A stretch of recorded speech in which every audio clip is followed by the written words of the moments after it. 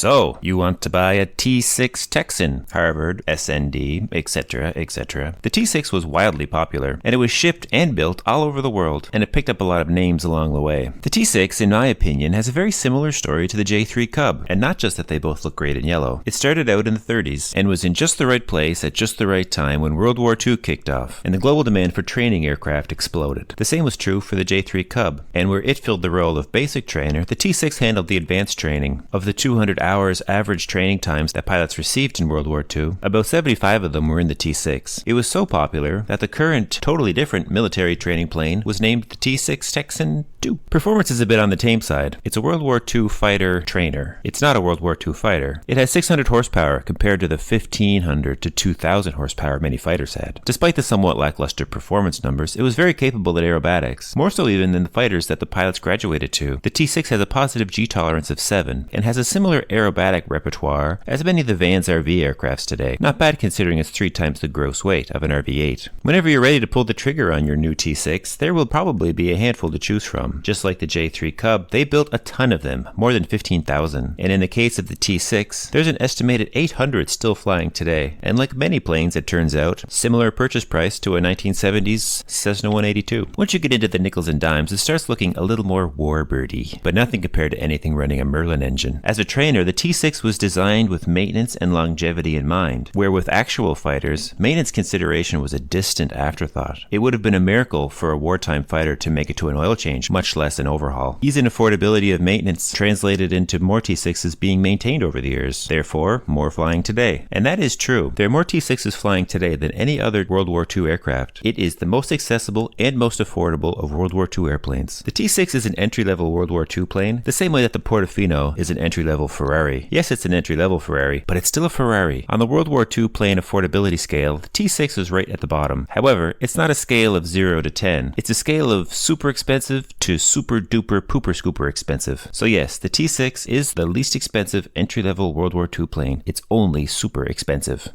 North American T6 Texan. Thank you for watching. See you in the next.